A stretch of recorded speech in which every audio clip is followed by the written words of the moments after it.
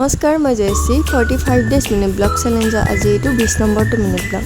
ৰাতিপুৱা আজি অলপ সোনকালে সাৰ পালোঁ আৰু এবাৰ সাৰ পোৱাৰ পিছত যদি মই আকৌ সোমাওঁ তেতিয়াহ'লে মোৰ 10 মিনিট টু 2 ঘণ্টা হৈ গৈ।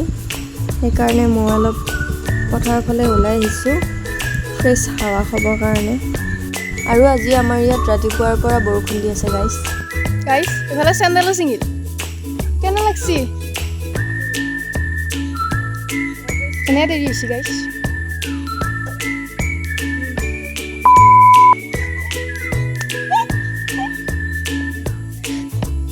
হাতত পৰি দিব গাইছ। কলেজত আহিলে মানে মোৰ লগত কিবা এটা নহয় কিবা এটা অঘটন ঘটবই।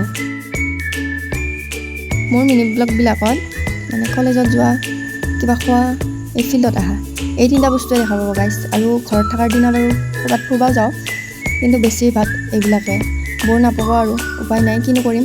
যিখিনি কৰি আছোঁ বাছ সেইখিনিয়ে দেখাই আছোঁ। আৰু আজি কলেজত মই গৈ থাকোঁতে ছোৱালী এজনীয়ে, ছিনিয়ৰ ছোৱালী এজনীয়ে মিনি ব্লগাৰ বুলি আহিছে। কি ক'ম, এটা মটিভেশ্যনটো মানে পাইছোঁ আৰু সেইবিলাক মোৰ কাৰণে মটিভেশ্যন। এনেকুৱা মটিভেশ্যন দিয়া মানুহ থাকিব লাগে গাইছ। আজিলৈ বাই বাই, নেক্সট মিনি ব্লগত আকৌ লগ পাম।